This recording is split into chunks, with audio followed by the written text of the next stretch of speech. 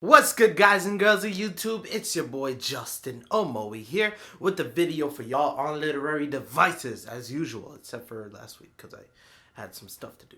First word for today is called an epigraph. An epigraph is going to be a beginning quotation or perhaps a aphorism, if you remember that, a smart way of saying things, a phrase of smartness said at the beginning of your story, your essay, your paragraph, your song, you name it, to suggest a theme.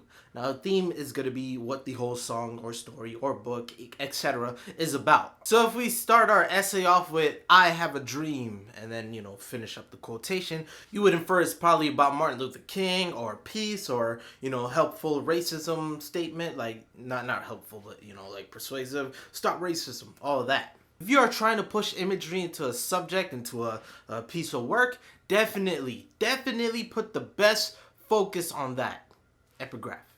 The next word we have is called the epistrophe. This is going to be two repeating word or line phrases at the end of a paragraph, subject, song, you name it, anything at the end of a clause, basically. This is going to be the opposite of an anaphora, where the anaphora is going to be in the beginning, the epistrophe is going to be at the end.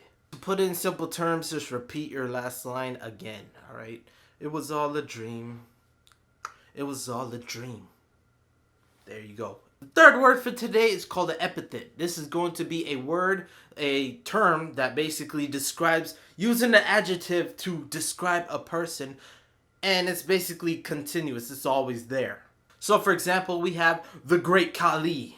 The Great Ali, Great Khali, one or two. I think it's Khali from wrestling. The fact that you call this guy the Great Khali, that's going to be the whole, thing. To give this guy a remarkable status, if you want to say status. It doesn't have to be a person, it could always be an object, a thing, a place, a sea, the great big sea, or the giant sea, the sea, the giant sea.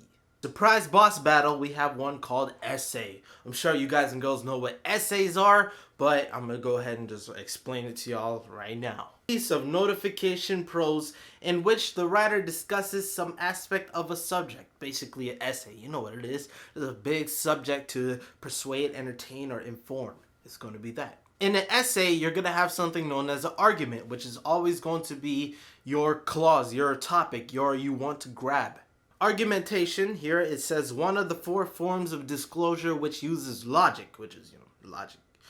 And yeah, ethics and emotional appeals, lotho, egos, pathos. All right, logos is logic, ethos is going to be emotional. No, not emotional, because that's pathos. Persuasion in an argument is going to be more of a emotional state rather than saying facts or straight up facts. The opposite, or at least the kind of opposite, is going to be a regular argument. Argument is going to be the fact where you throw in actual facts, true facts at least. It could be, I don't know about false facts.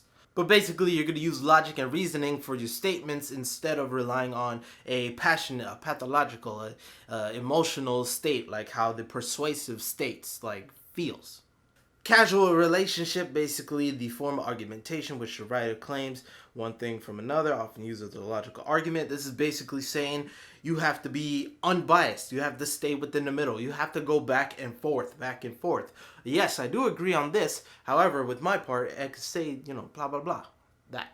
For a descriptive argument, this is going to be a form of disclosure that uses language to create a mood or an emotion, which is practically just using words to drive your people to come and have a type of emotion, just like using an adjective, This poor child, this poor beaten up homeless child. So you notice the words, the description, descriptive. I'm creating that type of argument so people could feel in. It's kind of like persuasive in a way, but it's not as persuasive. It's just using description to, build up the statement. Exposition is going to be something that is explained or set forth. This is basically the drive. This is, you could say, given reasoning in a sense, given a reason to everything that is done within your topic.